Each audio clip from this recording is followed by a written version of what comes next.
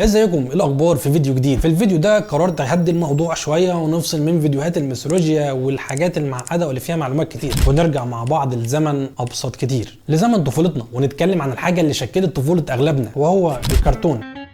ولما اقول ان انا جاي اتكلم عن الكرتون فغالبا اللي هيجي في دماغك هي حاجات زي القناص، دراجون بول، ناروتو، او حتى كونان او غيرهم كتير، ولكن مش دي الحاجات اللي انا جاي اتكلم عنها، لان كان في حاجات تانية تقدر تقول عنها جواهر مخفيه، ولكن للاسف مع الوقت الحاجات دي شبه اتنست او نزلت لتحت شويه في الذاكره في ظل حاجات تانية. انتوا كمان شاركوني برايكم تحت في الكومنتات وقولوا لي ايه الكرتون اللي بالنسبه لكم ممكن ياخد لقب جوهره منسيه. فمن غير رغي كتير انزل اعمل لايك وشير للفيديو ده وسبسكرايب في القناه وفعل التنبيهات عشان يوصلك جديدنا اول باول، ويلا بينا نبدا الفيديو.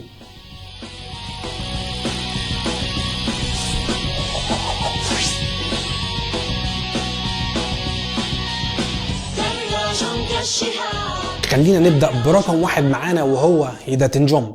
وخلينا اقول ببساطه ان اول حاجه خلتني احب الكرتون ده وهي الاغنيه بتاعته، وبجد الاغنيه دي تعتبر واحده من اكتر اغاني الكرتون اللي انا بحب ارجع اسمعها من وقت للتاني. احداث الكرتون ممتعه جدا. الكرتون بيحكي حكايه ورد واصحابه ميساء وماهر، واللي كانوا في يوم بيستخدموا مضمار سباق علشان يمارسوا الرياضه بتاعتهم المعتاده سباق الدراجات، لحد ما بيظهر لهم شخص اسمه سامر، واللي فيما بعد بنعرف ان هو قائد فريق اسمه فريق اسنان القرش، وبيطلب من ورد واصحابه ان هم يسيبوا المضمار ده ليه علشان هو فريقه يتدربوا عليه، وطبيعي ورد بيرفض، وهنا سامر بيطلب منه ان هو يتحداه في سباق، واللي هيفوز في السباق ده هو اللي هيكون ملك للمضمار. لحد كده تمام، ورد بيوافق وبيبداوا السباق بتاعهم، ولكن في وسط السباق بتاعهم بيحصل حاجه بتغير مجرى الاحداث تماما. مضمار السباق كله بيتملي دخان، وبنتفاجئ ان ورد واصحابه وكل اللي كانوا موجودين على المضمار ده بيتنقلوا لمكان تاني اسمه مدينه الضباب، واللي بنعرف فيما بعد ان هي مدينه في عالم موازي، وهناك الرياضه بتاعتهم اللي بيحبوها سباق الدراجات بتتحول من مجرد رياضه لسبيل للبقاء، وكل شخص موجود في العالم ده بيسعى ان هو يفوز ب10 شعرات ذهبيه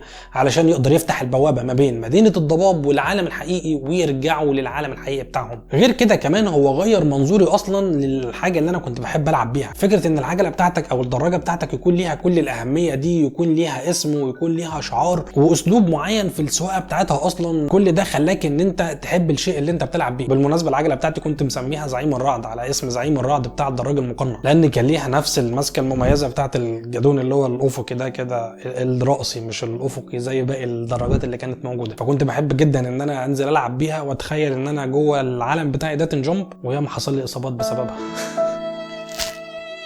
المهم الفكره ان هيداتن جامب كان ممتع جدا بالنسبه لي بسبب الحاجات اللي قلنا عليها، الاحداث بتاعته والاغنيه طبعا ده اكيد، ده غير ان هو كان مرتبط بالحاجه اللي انا بحب العب بيها اصلا. كل ده خلت هيداتن جامب بالنسبه لي حاجه كده جوهره زي ما قلت لكم في البدايه.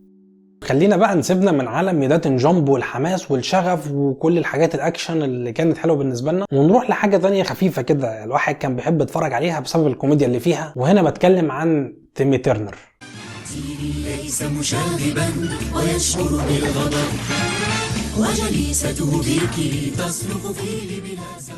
كميه الخيال اللي كانت موجوده بالنسبه لي في الكرتون ده حرفيا كانت حاجه ممتعه جدا. ما هو ايه ممكن يكون ممتع بالنسبه لطفل اكتر من ان هو يكون شايف ولد زيه نفس سنه تقريبا عنده ولدان سحريان او ابوان سحريان اللي هم كوزمو وواندا، والحاجه اللي بيقولها بس بحركه عصايه كده الامنيه اتحققت. طيب ما هو انا كمان عايز من ده. والحقيقه ان تيمي ترنر غير انه كان حلو جدا بالنسبه لنا بسبب الفكره بس لوحدها، ولكن الكوميديا اللي كانت بتطلع منه فعلا كانت في مكان تاني، كانت بتخلي الواحد قاعد بس بيتفرج على الكرتون ده عارف اللي هو بتكسر التون بتاع باقي اليوم. انت بتتفرج على حاجات فيها اكشن ومغامرات ورياضه ومش عارف ايه، وبتيجي اخر اليوم تتفرج على تيمي ترنر تاخد جرعه الكوميديا المحترمه بتاعتك وتنام وانت مرتاح البال كده ودماغك رايقه. بجد انتوا مش متخيلين كميه النوستالجيا والحنين الموجوده جوايا دلوقتي وانا بتكلم عن تيمي ترنر والباقي الحاجات اللي احنا هنتكلم عنها في القائمه دي. كل حلقه من تيمي ترنر كانت بتناقش حاجه معينه، موضوع معين بيحصل، تيمي بيتمنى امنيه شايف ان هي هتعدل الوضع اللي مش عاجبه ده، ولكن الحقيقه ان هو بعد ما بيتمناها بتبوظ كل حاجه تقريبا، وبنقضي باقي الحلقه في مواقف كوميديه عن ازاي تيمي وكوزمو واندا بيحاولوا ان هم يصلحوا اللي الامنيه دي بوظته. الشخصيات في تيمي ترنر برضو حاجه من الحاجات اللي تخليك تحب الكرتون ده، هي شخصيات بسيطه جدا مش معقده خالص، ولكن كل شخصيه بتطلع على الشاشه بتديك تون معين كده من الكوميديا هي مميزه بيه وبيكون حلو جدا. يعني مثلا عندنا الاستاذ كروكر اللي هو عارف ومتاكد ان تيمي عنده جنيات ولكن مش عارف يثبت حاجه، وكل اللي طالع عليه كل شويه عمال يقول الجنيات. ده غير بقى المواقف اللي بتطلع من كوزمو واندا، يعني غباء كوزمو لوحده ده في حته تانية. يعني الكوميديا اللي بتطلع من غباء كوزمو لوحده ممكن تشيل الكرتون ده على كتفها.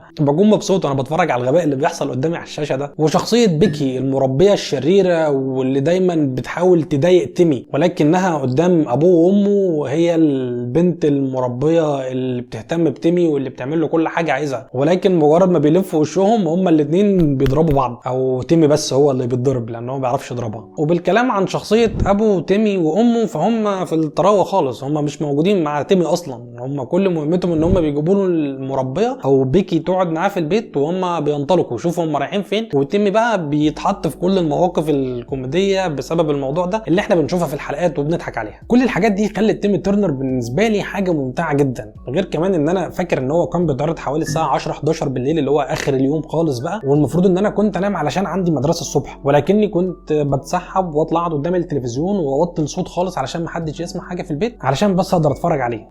والكرتون اللي بعده هو ايرون كيد. ماض مثل السيف الماضي لأحارب من زرعوا في ماضيهم أوهام الأشرار، الحاضر من ثمر الماضي. بجد احساس النوستالجيا بتاع الاغنيه اللي لسه سامعينها من شويه دي بتاعه ايرون كيد حاجه من اكتر الحاجات اللي انا فعلا بحب اسمعها. انا بحب الاغنيه دي جدا يا جماعه، وكالعاده استاذه رشا رزق ابدعت فيها. في وقت ما كانش فيه روبوتس ولا اي الكرتون ده كان بيتكلم عن زمن بيسيطر عليه الاليين. البشر اتطوروا جدا لدرجه ان هم قدروا يعملوا اليين علشان يساعدوهم في المهام بتاعتهم، ولكن الاليين دول خرجوا عن السيطره واصبحوا بيتحدوا البشر، وعلشان كده البشر قرروا انهم يعملوا زعيم للاليين دول علشان يسيطر عليهم كلهم، ولكن جس وات هو كمان خرج عن السيطره. فبقى عندهم دلوقتي اليين خارجين عن السيطره وزعيم اليين يعني قوي فشخ هو كمان خارج عن السيطره. المهم وهنا الوضع بيكون كارثي، واحنا كاطفال بنتفرج بنستنى البطل اللي هينقذ العالم وهو طفل عنده 10 سنين. فانا بالنسبه لي وقتها انا عايز اشوف الطفل اللي قدي في السن ده هينقذ العالم ازاي، هيعمل ايه. فحكايه الكرتون نفسها كانت جميله جدا وكانت ممتعه جدا والاحداث بتاعتها كانت حماسيه جدا، وهو كله على بعضه حوالي 26 حلقه يعني، فما بتلحقش ان انت تزهق منه. وجنب بقى الاكشن والاحداث الحماسيه وكل الكلام ده برده كان فيه جزء كوميديا، يعني الكوميديا اللي كانت بتطلع من باتونز الكلب الجبان في وسط الاحداث معيه سخنه ومولعه نار، كل الاعصاب مشدوده والناس في خطر ومش عارف ايه. باتونز كان بيجي يخليك تفطس على نفسك من الضحك، فده كمان خلى ايرون كيد حاجه مميزه جدا بالنسبه لي وكنت بحب فعلا اتفرج عليه. غير بقى الشخصيات اللي فعلا عندهم كاريزما جامده جدا، يعني جاف حارس اسره ايرون والحارس الشخصي لوريث القبضه. كان في كمان شخصيه اوسكار في النسخه العربيه او كان اسمه سكار تقريبا ده الاسم الحقيقي بتاعه، وكان في كمان شادو اللي عنده دراعات كتيره جدا عامله زي الاخطبوط كده او العنكبوت زي دراعات دكتور اوكتافيوس في سبايدر مان، واللي كان بدايه الظهور بتاعه ان هو شرير وبعدين اتحول لجانب الخير. شادو الظهور بتاعه كان مميز جدا وطريقه القتال بتاعته كانت مميزه جدا، فبعد ما اتحول من جانب الشر لجانب الخير انا حبيت شادو جدا وكنت بحب ان انا اتفرج عليه وكنت بحب الشخصيه دي. ده غير شخصيات تانية زي اوسكار وفايولت وبلاكي وزعيم الاليين نفسه. طبعا زعيم الاليين كان عنده هيبه جامده جدا وكان المشاهد اللي بيظهر فيها على الشاشه قليله جدا. فبصراحه ايرون كيد واحد من اكتر الحاجات اللي كنت بحب اتفرج عليها، ولما رجعت اتفرجت عليه تاني كان برده حلو ولسه لازال قابل للمشاهده. ما عنديش بس غير بعض التعليقات عليه ان الزعيم الاليين بعد كل الهايب اللي اتعمل عليه والشر والقوه اللي كانت مرسومه حواليه كان يستحق نهايه افضل من دي بكتير. غير كمان ممكن نتوسع شويه في موديل الشخصيات علشان نرتبط بيهم اكتر، ولكن في المجمل 26 حلقه صغير ممكن لسه تستمتع وانت بتتفرج عليه وتسترجع ذكرياتك وهيكون برده ممتع بالنسبه لك. وبس كده انا خلصت. ما تنساش تشاركني برايك تحت في الكومنتات وتقول لي ايه الكرتون اللي كنت بتتفرج عليه وانت صغير وشبه اتنسى مع الوقت. ولو عايزين نعمل حلقه تانية من الحلقات دي برضو قولي لي تحت في الكومنتات وانا ما عنديش مشكله نعمل حلقه تانية. ما تنساش تعمل لايك وشير للفيديو ده عشان ده فعلا بيساعد في انتشار الفيديو، وسبسكرايب في القناه وفعل التنبيهات عشان يوصلك جديدنا اول باول. انا على احمد واشوفك في فيديو جديد. سلام.